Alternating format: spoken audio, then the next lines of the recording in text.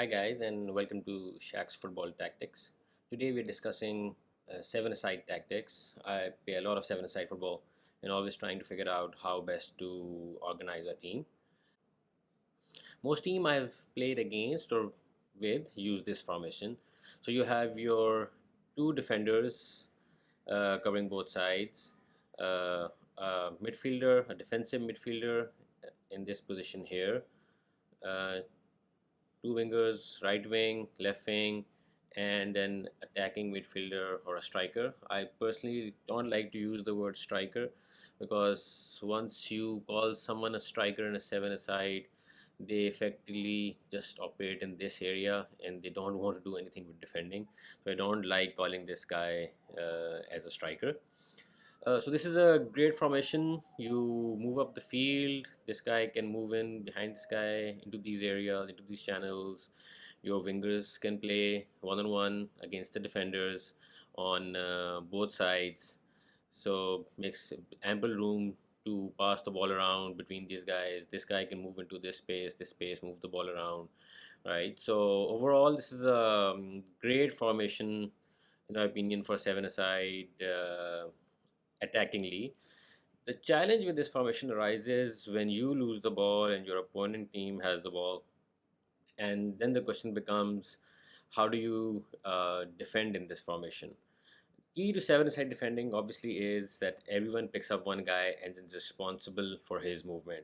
So you have two defenders here, and their striker obviously he moves in between them. So it becomes very difficult for your defenders to figure out how to pick up this guy.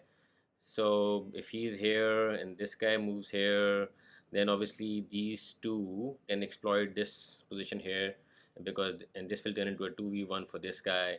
And similarly, if he moves into this channel and this guy tries to cover him, then in this case the same thing happens on the other side, and these two guys can come into play against your one winger, and this guy can make an overlap run, create a lot of space for himself, basically make life very difficult for you. So the way I like to organize this formation is there are two ways of organizing this. One obviously is your attacking formation, which will be two defenders, a midfielder, wingers, and an attacking player here. But defensively, what happens is that essentially what you do is, as soon as, because obviously this guy is going to be in this area, right? So instead of either one of your defenders coming in and trying to defend against him, right? This guy drops back a little and sticks with him to defend against him.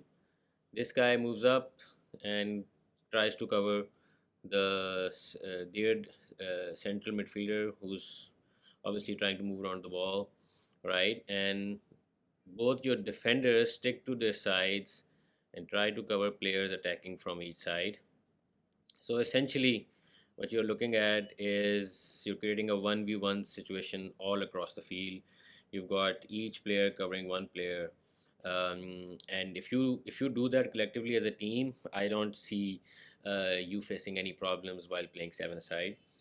Obviously, this is very easy to say and a little hard to manage while playing, because your two guys playing in the center have to be really smart.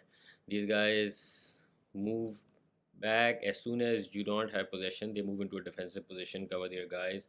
But as soon as the possession turns around, they have to move up and play the role of a midfielder and a striker and try to exploit these channels from the other team as well. So yeah, so these two guys have to be very aware of the situation, and as long as they are aware of the situation, you shouldn't have any problems. So let me know what you guys think, how you play or organize during a seven-a-side, and thank you for watching Shaq's Football.